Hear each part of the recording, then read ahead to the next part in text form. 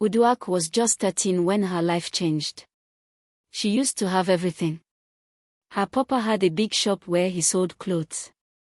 Her mama cooked jollof rice at the market and people came from far just to buy it. Uduak always came to school with clean clothes, new sandals, and a shiny lunchbox. She was always the girl with the biggest smile. But one day, there was a fire. It started at night. No one knows how. The shop burned. The house burned. The money, the clothes, the bags, everything, gone. Her papa sat outside crying. Her mama fainted. They had nowhere to go. No money. No food. Uduak didn't smile anymore. They moved into a small room near the river. It had one bed, one mat, and a small kerosene stove. Her papa stopped working. He just sat under the tree, quiet and tired. Her mama tried to sell oranges by the road, but it wasn't enough. At school, some girls laughed at Uduak. Your hair is dirty. Where is your big lunch box now? Do you wear the same dress every day? Uduak heard it all. But she said nothing. She just looked down and kept walking. One day, I saw her crying beside the borehole. I gave her water and asked, "Why don't you tell the teacher what they are doing to you?" She wiped her tears and said, "What will that change?" Then she stood up and said something I will never forget. I may not have nice things anymore. But I still have my dream. Uduak started doing something different. Every break time, she would sit under the mango tree with a notebook. She wrote. Every day. She wrote stories. She wrote what she wanted to become. She wrote about the past. She wrote about the future.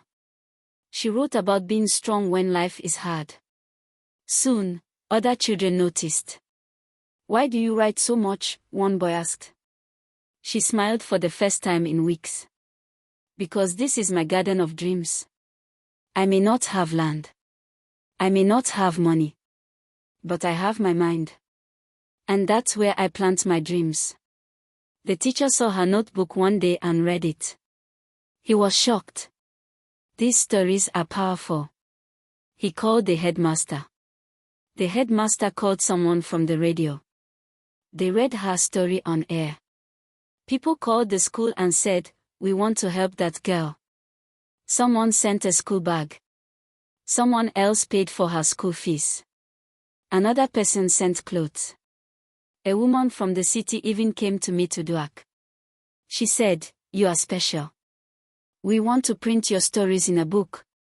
Uduak started smiling again. But here is what touched me the most. Even when people started helping her, she didn't forget the others who were still struggling. She shared her books. She helped other girls with reading. She sat with the quiet boy in class and said, "You are smart too." She started a small group. She called it a Dream Planters. She told us, "You don't need money to have a dream. You just need to believe in it. And help others believe in theirs too." We began meeting under the tree after school. We drew. We sang. We wrote. We laughed. We shared. Even the shy one spoke.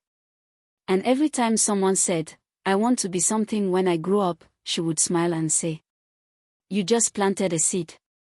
Keep watering it." Now, Uduak is much older. She travels to schools and tells children, "You can come from anywhere. You can lose everything.